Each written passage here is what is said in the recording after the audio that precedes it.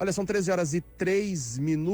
Vamos começar a falar aqui sobre o caso do Henri, né, gente? Esse caso que chocou a todos nós. Hoje pela manhã, a mãe do garoto Henri e também o padrasto dele, né, foram presos lá no Rio de Janeiro. Foram presos a Monique Medeiros, mãe do Henri, e também o doutor Jairinho, que é médico, vereador lá do município do Rio de Janeiro, padrasto do garoto Henri. O casal foi preso hoje pela manhã na casa de parentes da Monique, né? Segundo os investigadores, a prisão aconteceu porque a mãe do Henri e o doutor Jairinho atrapalharam as investigações da morte da criança e ameaçaram testemunhas. Investigadores também apontam que o vereador agredia o garoto Henri com chutes, com golpes na cabeça, e o pior, que a mãe sabia de tudo isso e acobertava as agressões à criança. No dia 12 de fevereiro, inclusive, a mãe do menino teria descoberto que o doutor Jairinho estava no apartamento, trancado no quarto com o Henri, né, agredindo a criança, e que ela nada teria feito, aí teria acobertado as agressões da criança. A polícia também descobriu, viu, que eles, o doutor Jairinho e a Monique, mãe do garoto Henri, apagaram todas as mensagens no celular, no WhatsApp. A polícia conseguiu recuperar essas mensagens através de um software moderno que foi adquirido lá pela Polícia do Rio. Conseguiram recuperar essas imagens, essas mensagens. Também os investigadores descobriram que no dia seguinte ao enterro do filho da Monique aí, do garoto Henri, a mãe, viu, Cristiano Medeiros, passou a tarde no salão de beleza. Ela foi fazer as unhas, foi fazer o cabelo, aparentando aí bastante normalidade, né? Como se nada tivesse acontecido um dia depois que a criança morreu. Um caso realmente que choca muito, chamou a atenção de todos nós. Até agora, o doutor Jairinho e a Monique estavam participando das investigações como testemunha, né? A versão oficial deles é de que foi um acidente doméstico, né? A suspeita deles é que foi um acidente doméstico. O garoto, quando eles dizem que já encontraram o garoto estava lá caído no chão, né? Com os olhos revirados. O doutor Jairinho e a Monique pegaram a criança, levaram a criança para o hospital. Chamou a atenção, inclusive, o fato de o doutor Jairinho não ter tentado socorrer a criança ali, não ter feito uma massagem cardíaca, não ter tentado reanimar o garoto, ele que é médico. A polícia, ele disse que não fez isso porque não sabe mais como diz que já faz muito tempo que ele não faz massagem cardíaca. Ele disse que, apesar de ser médico, não atua na área, que a última vez que ele fez uma massagem cardíaca foi na faculdade, num boneco, e que aí por isso que ele não conseguiu fazer a reanimação do garoto ali. E aí a criança chegou no hospital, né? Mas aí não resistiu. A perícia, né, encontrou vários hematomas, marcas pelo corpo do menino, laceração hepática, gente. O fígado do garoto, né, bastante comprometido, supostamente por agressões. É o que a perícia apontou, e a perícia descartou a possibilidade de um acidente doméstico, já que foi uma ação bem mais contundente. A gente traz aqui para a bancada o delegado Jaime Groff. Ele é professor de Direito Criminal, para a gente repercutir mais esse caso que está repercutindo muito aí hoje pela manhã. Tudo bem, doutor Jaime? Seja bem-vindo. Boa tarde. Boa tarde, ao 98 FM. Que caso assustador, né, doutor Jaime? Se confirmar que realmente o garoto morreu em função de agressões por parte do padrasto, o que pode acontecer, hein? Com ele e com a mãe, se ficar comprovado que ela realmente sabia que o garoto era agredido? Boa tarde novamente. E nessa fase aí da investigação policial, confirmada a autoria de modo contundente, como está sendo confirmada, né? Por parte do Dr. Jairinho, por parte dela também, talvez. O delegado de polícia vai reunir as provas e interpretar qual era a intenção deles.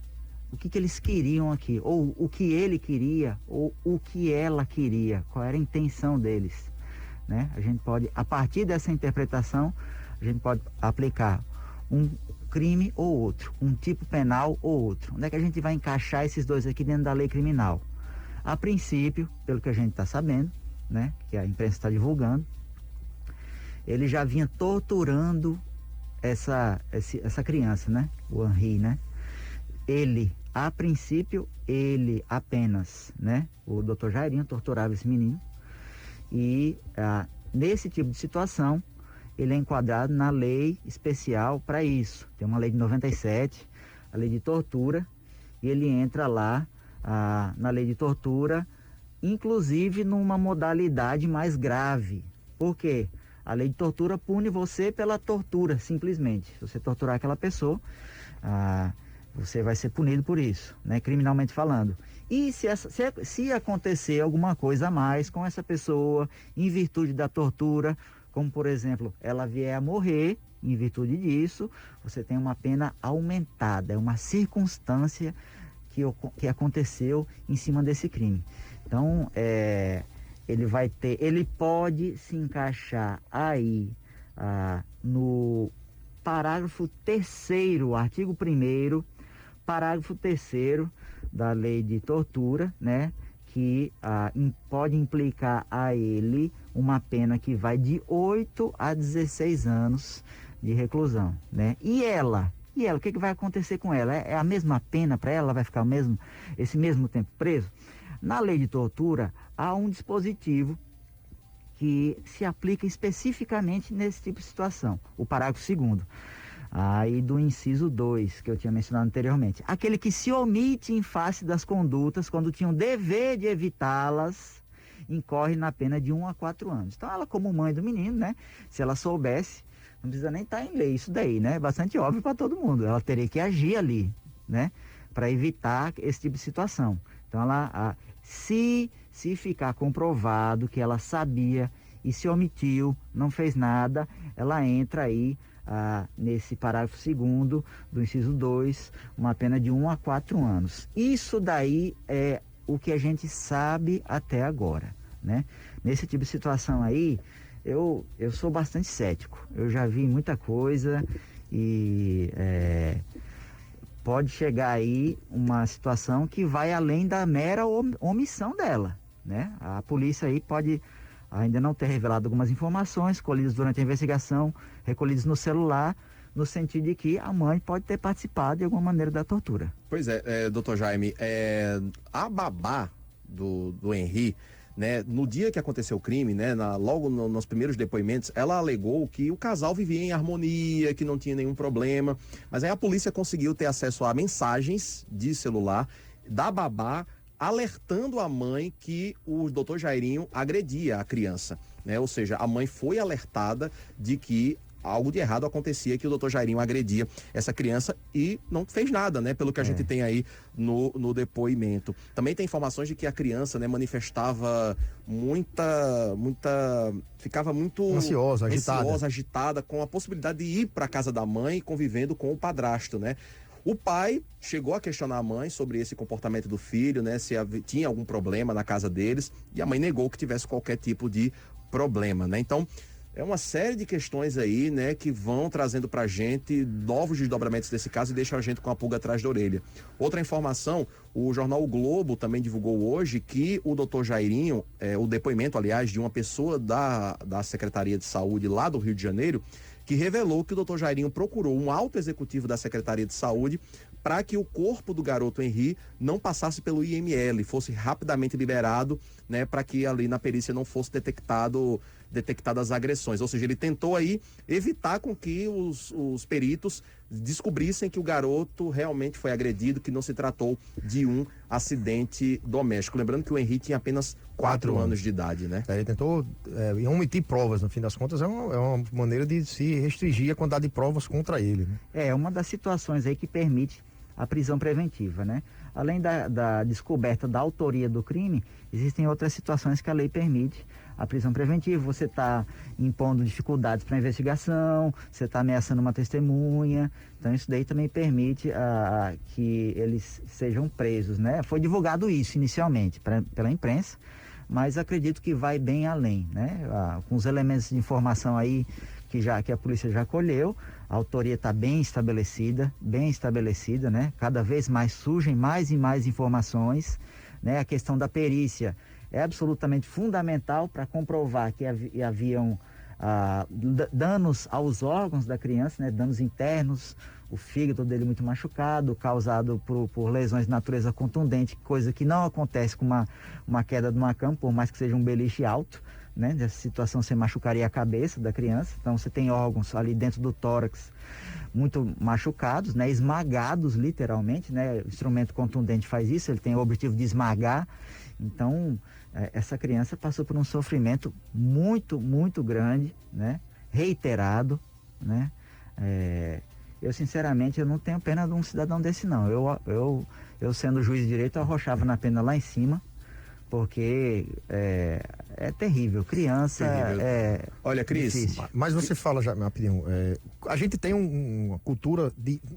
Acho que a gente pode usar o termo cultura de impunidade no Brasil. Outros casos semelhantes também acabaram sendo abrandados, né? A gente corre o risco do nosso vereador aí do Rio de Janeiro também ser privilegiado por alguma impunidade, né? O abrandamento diante do judiciário. Risco não, ele com certeza vai se valer aí de todos os mecanismos e todas as benesses que existem na nossa legislação, no Código Penal, no Código de Processo Penal, na legislação extravagante. E eu costumo falar que o Código Penal é uma mãe, ele é uma mãezona e você tem o acusado, o autor de crime tem uma série de benefícios, uma série sem fim, não acaba a todo momento. Autores de crimes, mesmo de natureza hedionda, como esse daí, são beneficiados, inclusive com entendimentos jurisprudenciais. Ontem mesmo a STJ uniformizou um novo entendimento, no sentido de que a polícia não pode entrar em casa, mesmo sem mandado judicial, mesmo que um crime esteja acontecendo lá dentro. Né? Então você não pode entrar na casa se está acontecendo um tráfico de drogas, se o morador não autorizar e a polícia não obtiver essa autorização expressa em papel e gravada em vídeo. Poxa. Então a situação está cada vez se complicando mais. Então, o doutor Jairinho, como é uma pessoa de recurso, ele vai certamente contratar um advogado de qualidade para ele. Esse advogado vai cumprir o dever dele de acionar todos os privilégios legais a que o cliente dele vai ter direito, né? Apesar de eu crer, e isso é fato, acredito que a condenação vai chegar e vai existir em face das provas contundentes que existem, mas ali na frente o doutor Jairinho pode até se candidatar de novo. Olha, hoje pela manhã, o delegado que cuida do caso deu uma entrevista coletiva, falou sobre até agora o que as investigações apontaram. O delegado disse que não resta a menor dúvida de que sobre a autoria desse crime, né? Realmente atribuiu a autoria do crime à mãe do garoto Henri e também ao padrasto, ao doutor Jairinho. O nome do delegado é Henrique Damasceno, ele é responsável pela investigação e ele disse, que o casal que foi preso vai ser indiciado por homicídio duplamente qualificado e por tortura, muito provavelmente, né, ao fim aí de toda essa investigação. O doutor Jairinho e a Monique foram presos temporariamente por 30 dias, mas é bastante provável, né, doutor Jaime, que essa prisão ela seja convertida numa preventiva por tempo indeterminado, né? Resta saber o que o juiz vai decidir. Isso, né? Como é um caso de repercussão, é muito difícil que essa prisão não, se for de fato uma prisão temporária, é muito difícil que não seja convertida em preventiva. Vini Marinho tem uma pergunta para o doutor Jaime. Inclusive, acho que uma pergunta, doutor Jaime, que pode tirar a dúvida de muitas pessoas, né, que estão agora nos ouvindo. Após um divórcio, né, no caso, a mãe do garoto se divorciou do pai e com isso ela foi morar com um novo namorado na casa do namorado. O que é que acontece? O que está previsto na lei para as pessoas que se divorciam? A mãe, ela obrigatoriamente deve ficar com o garoto ou o pai poderia ter pedido a guarda dele, visto que, segundo conversas que foram divulgadas pela TV Globo, ela já estava mostrando uma exaustão de que não gostaria de ficar com o garoto porque ele simplesmente não queria ficar com ela. Pois é, outra informação, tá vendo que a gente tem que juntar e para interpretar aquilo que eu disse no começo. Qual era a intenção deles? A intenção deles era torturar de fato essa criança ou eles queriam se livrar dela, queriam matar de fato, né? E uma coisa levou a outra, enfim. No caso de separação, o que acontece? São definidas regras para verificar quem fica com a guarda da criança. Sim. O mais comum hoje em dia, que vem acontecendo com frequência, é a guarda compartilhada. Os dois ficam com a guarda. Você fica aqui durante a semana, eu fico durante o final de semana, ali na frente a gente inverte, né? Esse é o mais comum. Em alguns casos, a guarda é mais restrita, né? Eu fico com a guarda, ou você fica com a guarda, e você tem alguns períodos de visita. Sim. Em face dessa guarda aí, né? No caso dela, ao que parece, é uma guarda compartilhada, ou seja, os dois compartilhavam aí a guarda dessa criança, os dois tinham os direitos e as obrigações decorrentes dessa guarda, né? E aí eles poderiam acordar entre si, ou mesmo judicialmente, quem ficaria quanto tempo com essa criança, né? E agora essa manifestação dela aí no sentido de que ela não tinha um desejo de ficar com a criança, se essa informação chegar no inquérito, também é outra informação que o delegado usa para interpretar o crime. Olha, o garoto, o Henri, ele morreu no dia 8 de março, né? O laudo aponta o seguinte, o que conseguiu se identificar no garoto? Lesões hemorrágicas na cabeça, na frente, na lateral e também atrás da cabeça do garoto. Ele também tinha escoriações do nariz, hematomas no punho e no abdômen. Ele tinha contusões no rim e no pulmão e também teve uma hemorragia interna ocasionada pelo rompimento do fígado. Ou seja, um dano muito extenso no corpo do garotinho de apenas 4 anos Uma queda de de uma idade. cama não faz isso. E olha que criança é resistente, mas, né? É toda mais flexível, né? E é mais resistência Até típica. se recupera mais rápido. Exatamente. Jaime, você leu um trecho da Constituição, na verdade, do Código Penal, que mostra como é duro o julgamento desse tipo de ação. Quer dizer, existe uma lei que prevê várias coisas e aponta como crime. Por que no fim das contas, mesmo sendo uma lei, mesmo apontando o crime de pena dura, a gente continua vendo a impunidade e vendo criminosos com penas abrandadas, gente que é assassino andando na rua, prisão domiciliar, vivendo normalmente como se fosse uma pessoa de bem, digamos assim. Eu costumo dizer que as pessoas que não trabalham com o direito criminal, elas estão conhecendo o STF agora. Vocês, as pessoas, vou chamar vocês pessoas comuns. Vocês, pessoas comuns, estão conhecendo o STF agora. Eu conheço esse tribunal faz bem mais tempo, e esse pessoal lá de cima já apronta muita coisa. Já vem aprontando há muito tempo. O direito criminal tem sido destruído há muito tempo por essa turma aí do STF. Então o Congresso Nacional aprovou, né, foi uma lei sancionada pela Presidência da República, né, do Poder Legislativo, né, todo o processo legislativo, uma lei de crimes hediondos. E o STF, num belo dia, essa lei foi levada à análise deles, e falou, não, isso aqui não está valendo, porque fere o princípio da dignidade da pessoa humana, que é um princípio que eles usam para praticamente todas as decisões dele lá. Tudo que eles não concordam ofende a dignidade da pessoa humana, né? Então, essa lei de crimes hediondos que, por exemplo, permitia que em situações como essa, um crime hediondo como de tortura, o camarada ficasse, o cidadão ficasse 100% do tempo preso. O que é que a gente quer ver? Cadeia. Aí o STF falou, não, aqui não é contra a dignidade, vamos tirar, ele vai ficar um tempinho preso e depois vai sair. Então a gente, além de vários mecanismos legais existentes na nossa legislação penal, aquilo que eu disse anteriormente, o Código Penal é uma mãe, o CPP também não fica muito atrás não, até porque eles vêm sendo, o CPP em especial sofreu mais reformas. O CPP só apontou, né, o Código de Processo Penal, Código de Processo Penal. Certo. Então ele pode sair em breve, viu? Vocês não se espantem. Olha, doutor Jaime Groff, a gente está conversando com o doutor Jaime Groff aqui, delegado, também professor de Direito Criminal, Cristiano Medeiros aqui na bancada também. A gente está falando sobre a morte do menino Henri. Hoje pela manhã a mãe e o padrasto foram presos. Olha, quem também se pronunciou sobre a morte do garoto foi o pai dele, né? O Leniel Borel de Almeida. Ele que foi deixar a criança na casa da mãe na noite anterior, né, em que a criança morreu. Ele falou o seguinte pelas redes sociais: abre aspas, esta infeliz matou meu filho, meu filhinho deve ter sofrido muito, fecha aspas, ele se referindo à mãe do garoto, ex-mulher dele, a Monique Medeiros, que teria tido envolvimento no caso, na morte do garoto. Hoje pela madrugada, né, de ontem para hoje, antes mesmo de saber da prisão da ex-mulher e do marido dela, o Leniel postou uma homenagem ao filho, né, pelas redes sociais. Ele pediu, né, desculpas por não ter conseguido proteger a criança. Ele até colocou assim, abre aspas, 30 dias desde que eu te dei o último abraço. Nunca vou esquecer de cada minuto do nosso último final de semana juntos. Deixar você bem, cheio de vida, com todos os sonhos e vontades de uma criança inocente. Desculpa o papai por não ter feito mais, lutado mais e protegido você muito mais. Confiamos que Deus fará sobressair a tua justiça como a luz e o teu juízo como ao meio-dia. Foi o que escreveu o pai do Henri pelas redes sociais.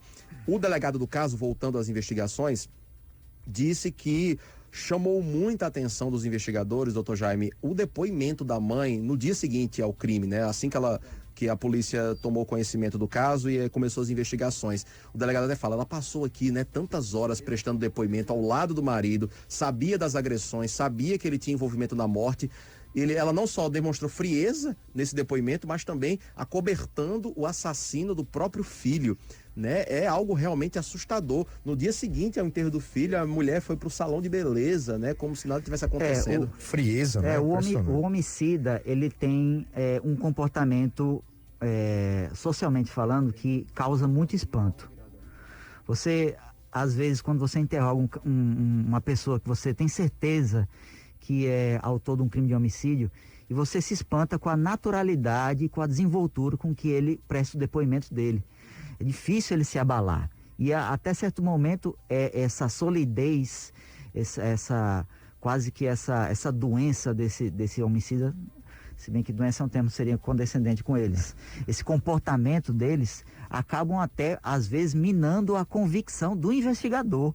Tamanha frieza e impassividade daquela pessoa, né? Você tem muitas provas que apontam para aquela autoria, mas o homicida às vezes se comporta de uma maneira tão fria e tão natural que às vezes compromete a própria dúvida, né, confiança. Exatamente. Então, mas com o trabalho em equipe e a reunião de provas, você consegue quebrar esse comportamento aí tenebroso, né, com base nesses elementos de informação que levam à autoria. Outra informação, né, Cristiano, o doutor Jairinho também já teria agredido outras crianças, né, filhos de outras namoradas que ele teve. Inclusive, a polícia também ouviu ex-namoradas, ex-mulheres do doutor Jairinho, que apontavam, que denunciaram, depois do caso do Henrique, também as crianças que conviviam com ele foram agredidas, né, o que mostra que o comportamento dele também já tem um histórico aí de violência, o doutor Jairinho. Jaime, a gente estava conversando aqui antes que parece ser recorrente esse tipo de agressão infantil envolvendo padrastos e madrastas. É isso mesmo? Existe uma frequência maior nisso? Tem a questão da separação, né? O fim desse relacionamento, de um relacionamento curto às vezes, ou às vezes até relacionamentos longos, além do dano, do prejuízo de natureza sentimental entre o casal, que pode gerar ocorrências que são verificadas na legislação criminal, como, por exemplo, as agressões, a violência doméstica, né, que é protegida pela Lei Maria da Penha, né? O homem bate na mulher, né? Em decorrência desse relacionamento abusivo que surge entre as partes, né? Entre as partes, às vezes não é simplesmente uma parte que é, né, vilipendiada, que é abusada. O fim de um relacionamento afetivo às vezes causa reflexos fora das partes. Então, quando o casal tem filhos, acontece um prejuízo de natureza emocional de maneira inevitável. E às vezes se parte para casos extremos como esses, né? Acaba tendo um reflexo de natureza física, né? Uma agressão, uma tortura e, num caso extremo, como se alguém descontasse na criança alguma frustração, né? Por exemplo. Pode ser. Isso é muito complexo, muito complexo. Perfeito, são 13 horas e 26 minutos. Eu quero agradecer aqui o doutor Jaime Groff, delegado, professor de Direito Criminal. Doutor Jaime, muito obrigado aqui pelas contribuições, né? Mesmo não estando aí à frente do caso, né? O caso está sendo investigado lá pela Polícia Civil do Rio de Janeiro, mas trazendo contribuições muito importantes aqui sobre esse caso realmente que choca o país hoje. Pois é, quero agradecer o convite à 98 FM e falar para as pessoas que estão ouvindo a gente que talvez nesse caso aí tenha acontecido alguma denúncia anônima que ajudou as investigações. Aqui no Rio Grande do Norte a gente conta com esse serviço no telefone 181 da Polícia Civil, da Secretaria de Segurança. Liga lá se você tem qualquer informação sobre qualquer crime, liga no 181, sua identidade vai ser mantida em sigilo e você pode ajudar a resolver casos como esse aí dessa criança. Casos como o do menino José Carlos, que inclusive nesse mês agora de abril vai completar 6 meses que o corpo desapareceu, do garoto, o menino desapareceu, o corpo já foi localizado, mas até agora ninguém foi preso, né? Pelo sumiço do garoto, pela morte dele, né? A Polícia Civil segue investigando esse caso. O menino José Carlos desapareceu no dia 21 de outubro, o corpo dele foi encontrado no dia 12 de novembro, já em avançado estado de decomposição. O ITEP, né, conseguiu identificar a identidade dele por meio aí do cadáver, né, dos restos mortais do garoto. Esse caso segue investigação. Se você tem alguma informação, informe a Polícia Civil, a denúncia é anônima, né, a sua identidade será preservada. Perfeito. Obrigado, doutor Jaime.